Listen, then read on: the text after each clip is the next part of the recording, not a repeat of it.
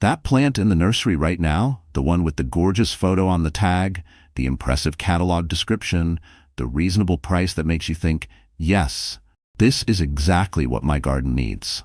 I want you to stop before you put it in your cart. Not because it isn't beautiful. It is. The catalog photograph is real. The flowers are real. The color is real. What is not on that tag, what the garden center has absolutely no commercial incentive to tell you, is what that plant looks like in your yard in year 5, in year 8, in year 15. I have been gardening for over 2 decades.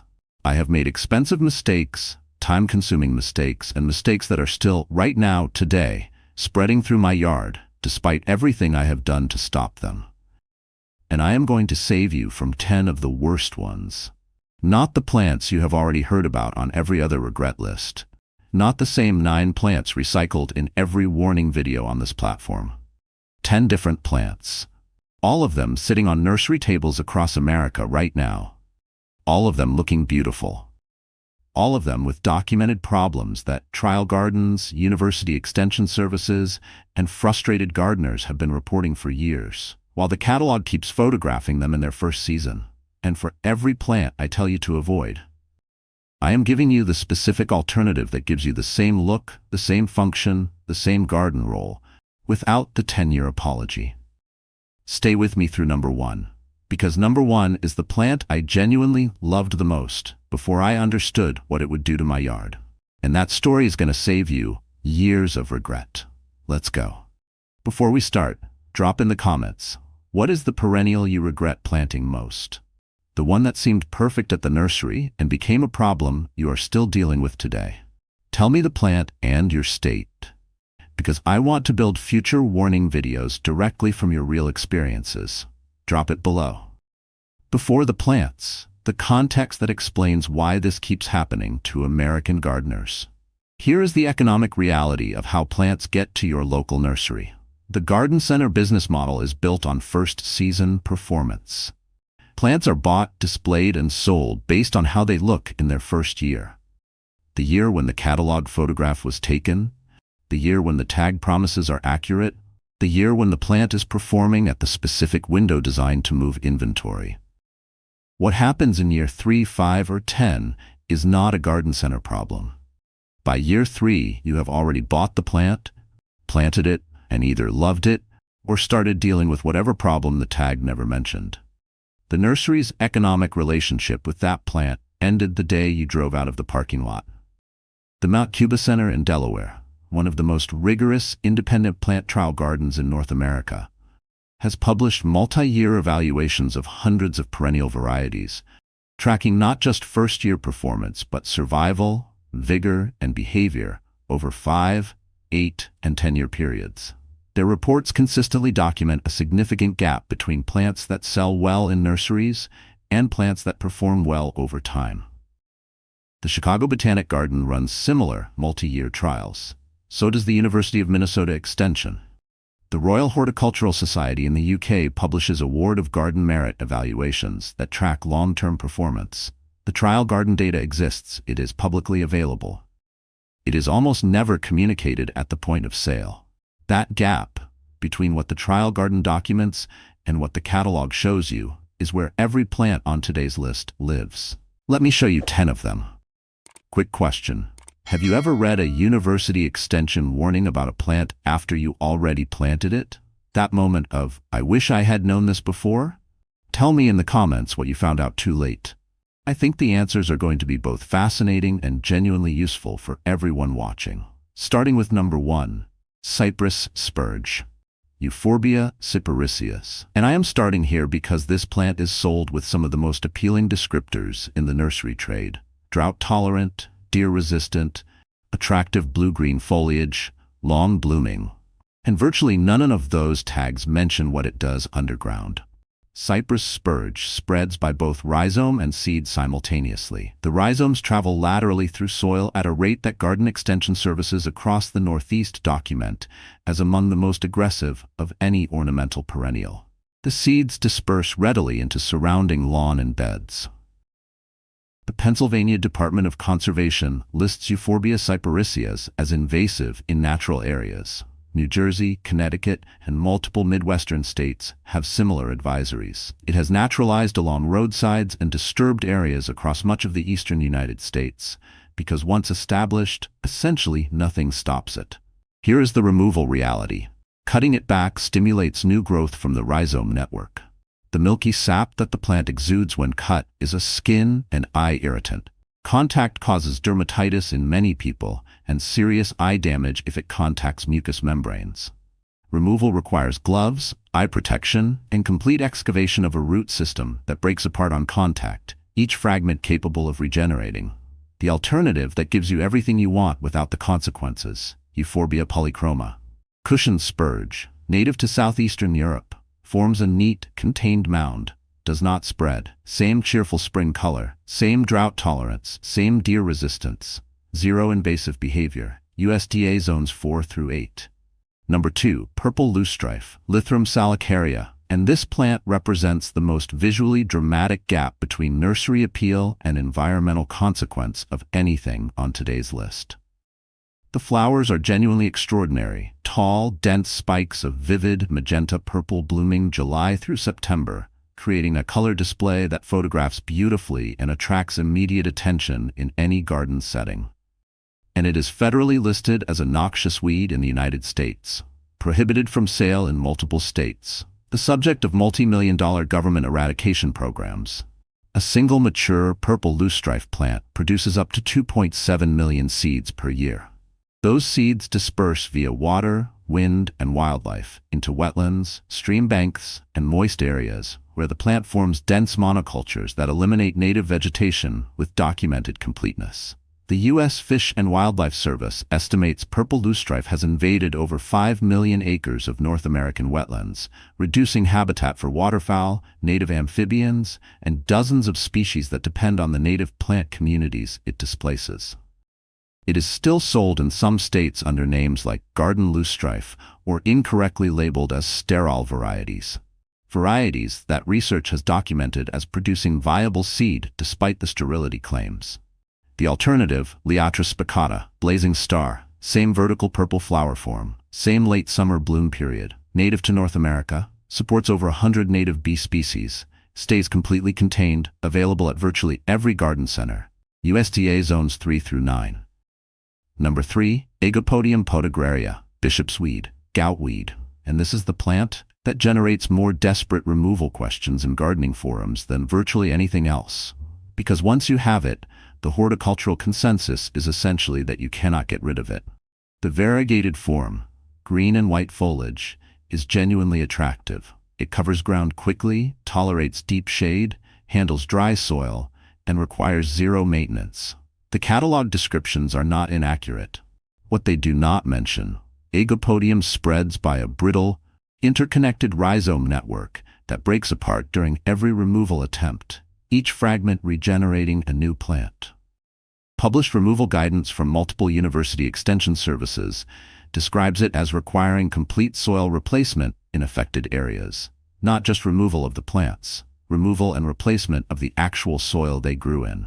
The University of Wisconsin Extension describes goutweed removal as one of the most labor-intensive garden remediation tasks homeowners face, typically requiring multiple seasons of combined smothering, excavation, and vigilant follow-up for any meaningful reduction in spread. It is listed as invasive in 13 U.S. states and multiple Canadian provinces. The alternative, Pachysandra terminalis for deep shade ground cover, or epimedium for dry shade, both provide the same weed-suppressing ground coverage without the removal nightmare. USDA zones 3 through 9.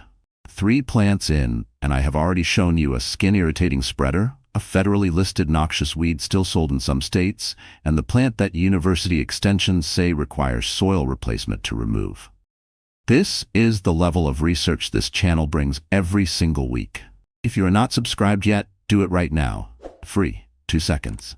Content like this finds you automatically every week, so you never plant the wrong thing again.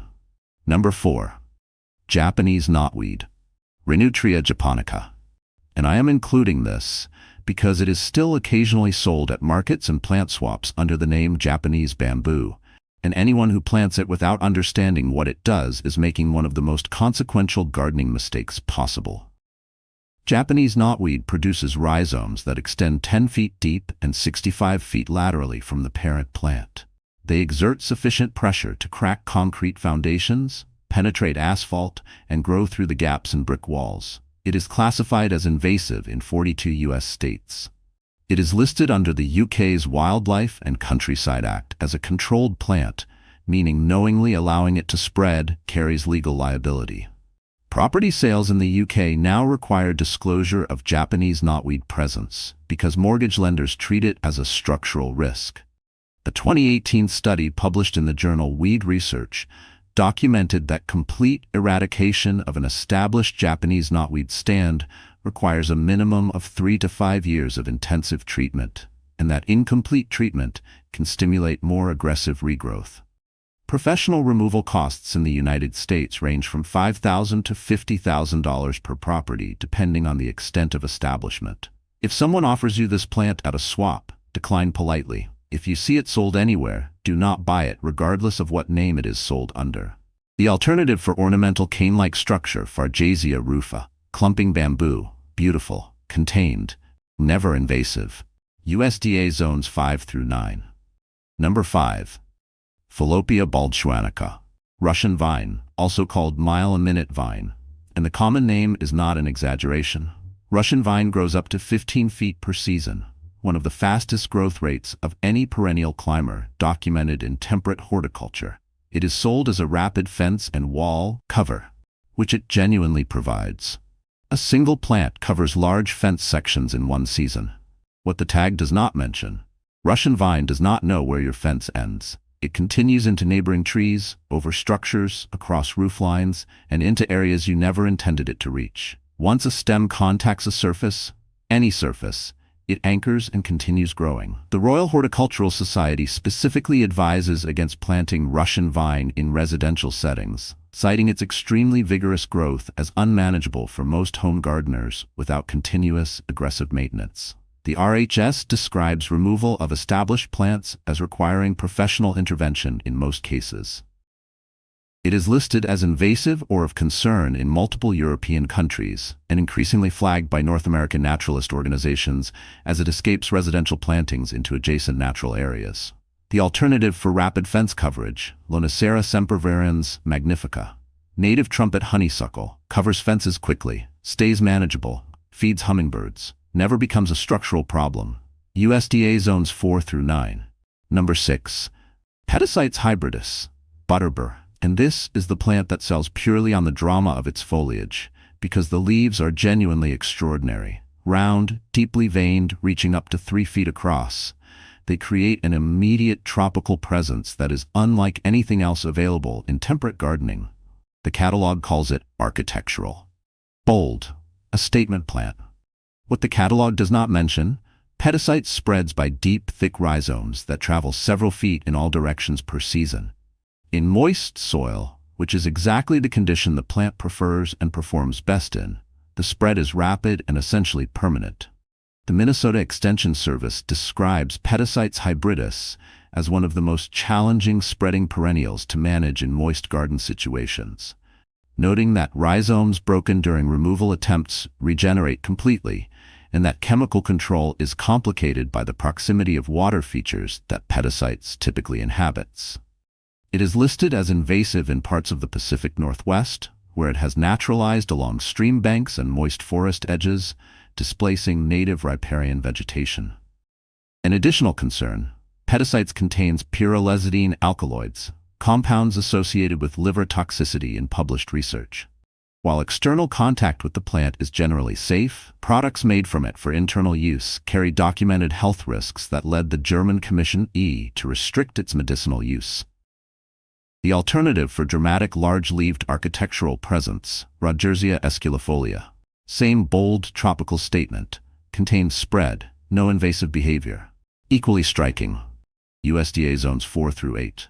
6 plants in, and I want to ask you something real. Have any of these 6 appeared in your yard already, either planted deliberately or inherited from a previous owner? Tell me in the comments. Because I know from experience that inherited garden problems are some of the most frustrating situations a homeowner can face. And I want to know how many people are dealing with plants they did not even choose themselves. Number 7. Alliaria petiolata. Garlic mustard. And I include this because it is occasionally sold at plant swaps and informal markets as a culinary herb, which it technically is, with edible leaves that taste of garlic and mustard, and planting it in American yards is an ecological disaster. Garlic mustard is listed as invasive in 28 U.S. states. It has colonized woodland understories across much of the eastern United States with documented completeness, forming dense monocultures that eliminate native spring wildflowers including trillium, wild ginger, bloodroot, and trout lily. Here is the mechanism that makes it uniquely devastating. Garlic mustard releases allelopathic chemicals from its roots that specifically target the mycorrhizal fungi that native woodland plants depend on for nutrient absorption. It does not just outcompete native plants physically. It chemically destroys the underground fungal network that native plants need to survive. Research published in the journal Biological Invasions documented native plant survival rates dropping by over 40% in areas with established garlic mustard populations, specifically attributing the decline to mycorrhizal disruption rather than direct competition. If someone offers you this plant as an edible herb, decline. The culinary value does not justify the ecological consequence. The alternative for edible spring greens, Claytonia perfoliata. Miner's lettuce, native, delicious, genuinely beneficial to local ecology. USDA zones 5 through 8. Number 8, Tinacetum vulgare, common tansy. And this plant exists in a complicated space. It has genuine historical value as an insect-repellent garden plant with over 2,000 years of documented use.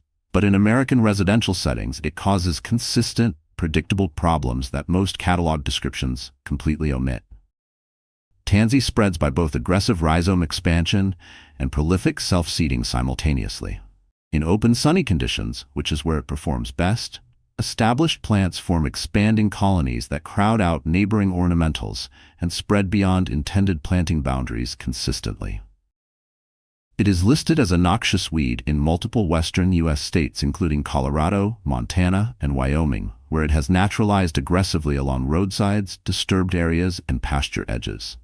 The additional concern, tansy contains thujone, a compound with documented toxicity in significant doses. The USDA's Agricultural Research Service flags tansy as toxic to livestock, and several published case reports document adverse reactions in humans consuming tansy-based products. This is not a plant to grow near children or pets, and not a plant to allow to self-seed freely across a property. The alternative for the insect-repelling aromatic garden, Tinacetum parthenium.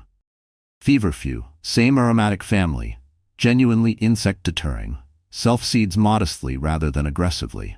Far more manageable in residential settings. USDA zones 4 through 9. Number 9, Lysomachia punctata. Garden leucostrife. Circle-flowered leucostrife.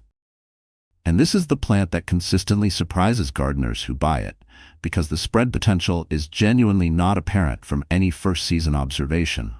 Garden leucostrife produces attractive, bright yellow flowers on upright stems from June through August. The bloom period and color combination is genuinely appealing, particularly for filling mid-border gaps. It is priced reasonably and widely available. What the tag rarely communicates, Lysomachia punctata spreads by rhizome at a rate that multiple university extension services describe as aggressive. The Ohio State University Extension specifically lists it as a plant requiring active containment to prevent it from escaping intended planting areas into adjacent lawn and beds. It is listed as invasive or of concern in Wisconsin, Michigan, and parts of the northeastern United States, where it has naturalized in moist areas along stream banks and wetland edges, outcompeting native vegetation in the process. The spread is underground and largely invisible until the plant has already colonized significantly more area than the original planting, meaning by the time most gardeners realize it is a problem, substantial removal effort is already required. The alternative for bright yellow mid-border color, Hemerocallis happy returns. Dwarf reblooming daylily, same cheerful yellow, blooms for months, stays completely contained, multiplies slowly and predictably, never invasive. USDA zones 3 through 9. And number 10, Miscanthus sinensis, standard species, Japanese silvergrass. And I want to be precise here, because this warning applies specifically to the unnamed, unimproved straight species and certain older cultivars, not to the named compact modern selections that behave very differently. The standard Miscanthus sinensis produces thousands of viable seeds per plant that disperse on the wind into adjacent natural areas.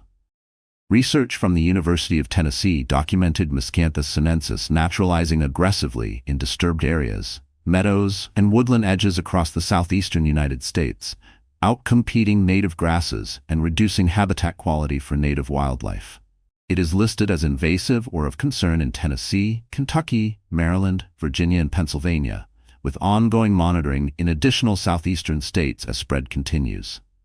Here is the critical distinction you need to make at the nursery. Named, sterile modern cultivars, Morning Light, Gracilis, Adagio, Little Zebra, have been documented to produce significantly less viable seed and perform well without invasive behavior in most residential settings. The risk comes from unnamed, unlabeled miscanthus sold cheaply in plain pots without cultivar identification. That is the old seeding type. Walk past it. The safe alternative, Panicum virgatum, switchgrass, native to North America, equally dramatic, beautiful fall color, wildlife habitat value, never invasive, USDA zones 3 through 9. Now, the practical framework that prevents you from making any of these mistakes going forward. Because warning lists are only useful if they change how you buy plants. Rule number 1. Always look up the Latin name before purchasing any perennial.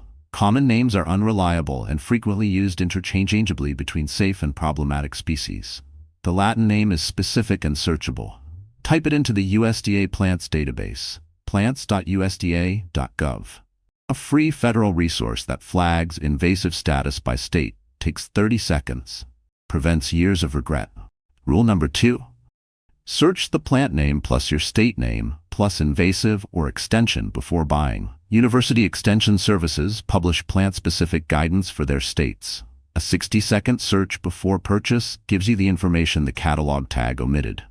This single habit would have prevented every plant on today's list from entering any informed gardener's yard. Rule number 3. Read trial garden reports rather than catalog descriptions.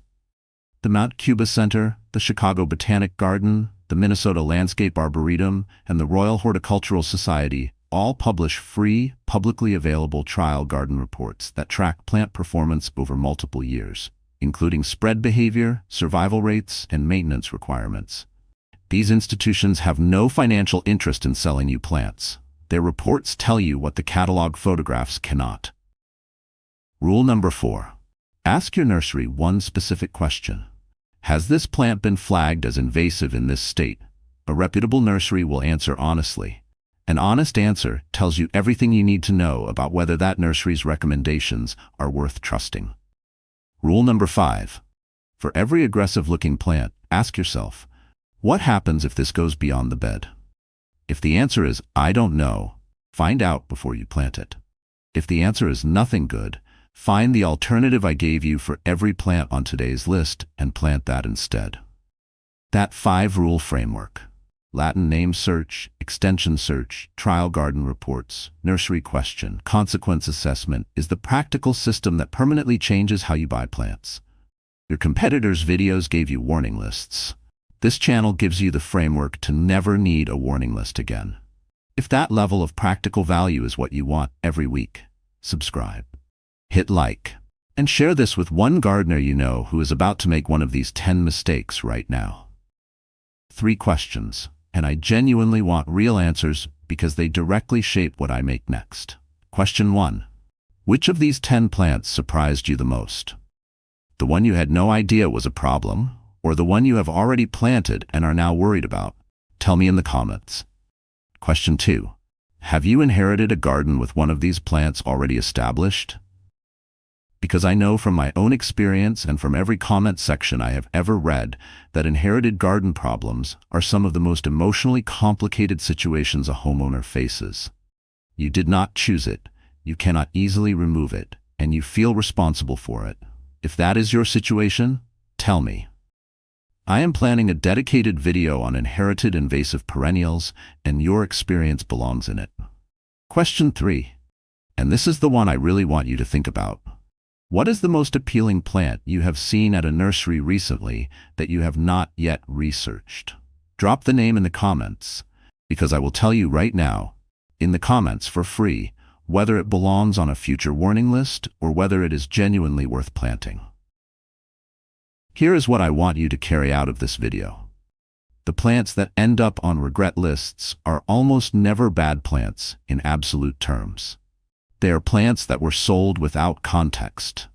Plants whose first season performance was extraordinary enough that the catalog photograph was completely accurate, and whose 10-year performance was problematic enough that it never appeared in any marketing material. The gap between those two realities is not an accident. It is a business model. Your job as a gardener is to see past the first season, to ask what happens in year 5, year 10, year 15, to spend 60 seconds with a search engine before you spend $15 at a nursery. The trial gardens have already done the work. The university extensions have already published the warnings. The information is free and publicly available. The only thing standing between you and 30 years of plant regret is the habit of looking it up before you plant it. Build that habit. Use the framework I gave you, and before you put anything in the ground from a catalog or nursery table, ask yourself once, does the trial garden agree with what this tag says? If you cannot answer that question, go find the answer first. Your future self will thank you. If this video saved you from even one of these 10 mistakes, share it. Send it to one gardener you know who is heading to the nursery this weekend without this information. It costs you nothing. It might save them years of regret and hundreds of hours of removal work. Like the video, subscribe to this channel, and I will see you in the next one, where I give you the 5 perennials that trial gardens do endorse, the ones that have earned their place in American gardens through decades of documented performance.